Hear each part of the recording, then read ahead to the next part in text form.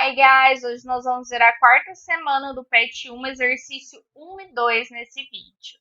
A primeira coisa que nós temos é um diálogo.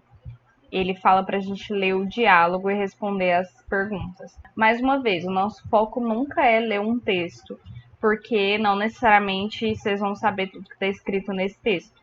Então, o nosso foco é sempre ir para a pergunta, ver o que a pergunta quer e tentar achar no texto coisas relacionadas àquela pergunta. Isso aí a gente vai aqui para o exercício 1, que ele quer que a gente complete as frases. Então, aqui eu separei para vocês, está em negrito, o que a gente vai pesquisar no texto.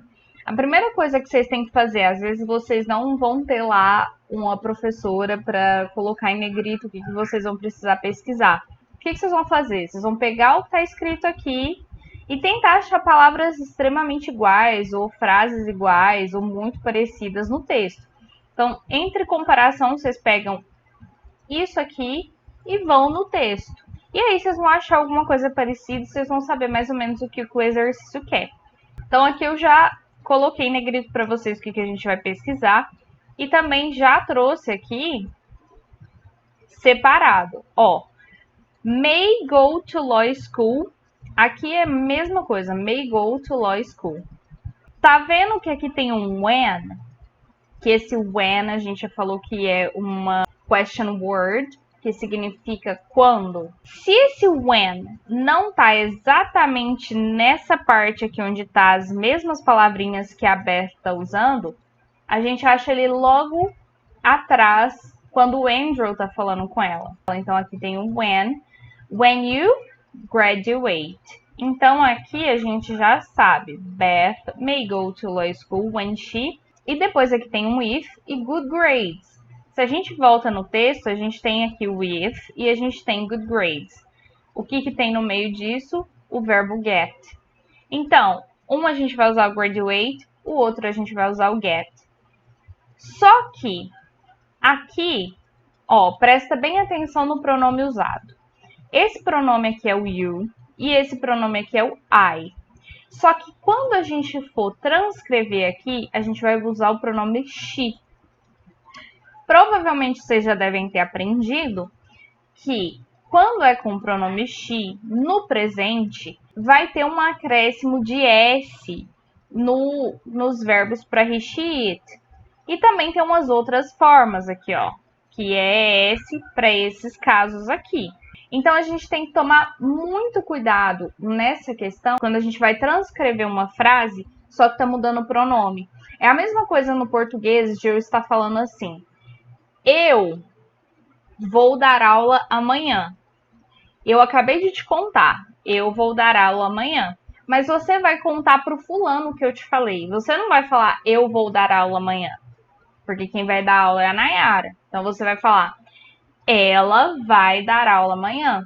Então, precisa prestar atenção na mudança da conjugação verbal. Quando é o presente para he, she, it, acrescenta o S. E nesses casos aqui vai acrescentar ES.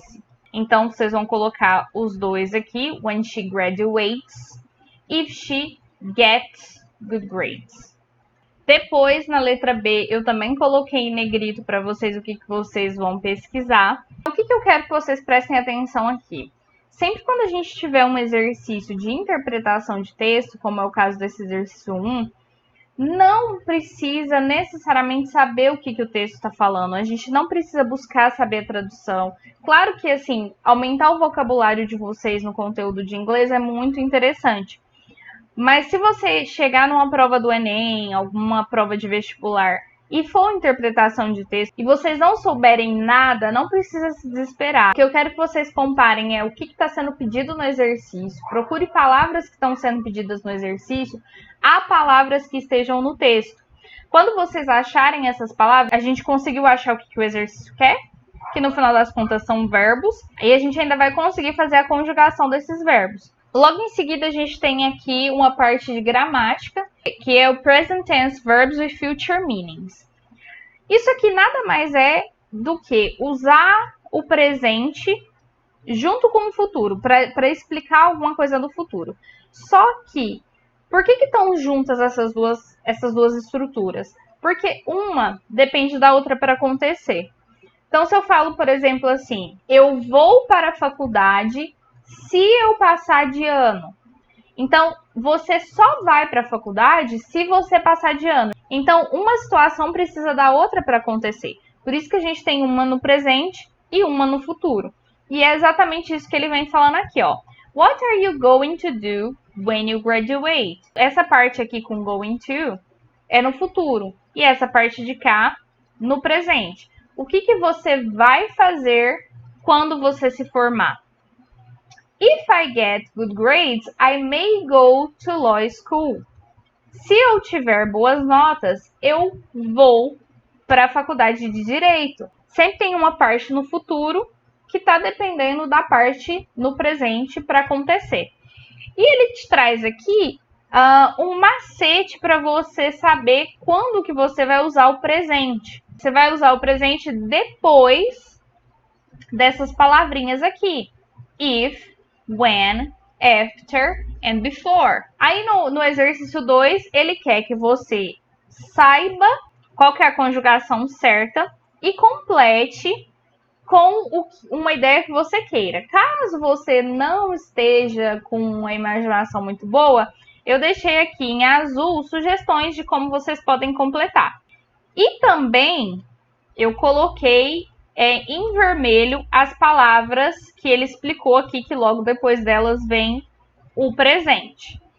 Então, when, essa alternativa aqui está no presente. Essa alternativa aqui tem o verbo auxiliar will. O verbo auxiliar will é do futuro. Então, ele representa o futuro. Depois, I'm going to, que também representa futuro. Aí é só completar com o restante. Mais uma vez aqui, ó. Before, ao é a forma contrata do pronome pessoal I com o verbo auxiliar will. Então, I'll go ou I will go. Então, isso aqui também está no futuro, enquanto essa aqui está no presente. I'll probably, só completar.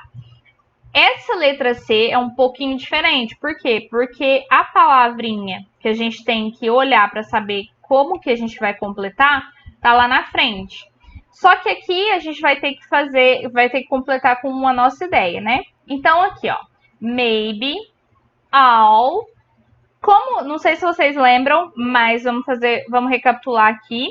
A forma do futuro é pronome pessoal ou sujeito, mais o verbo auxiliar will, no caso, mais o verbo principal sem o to. O verbo principal aqui é o go.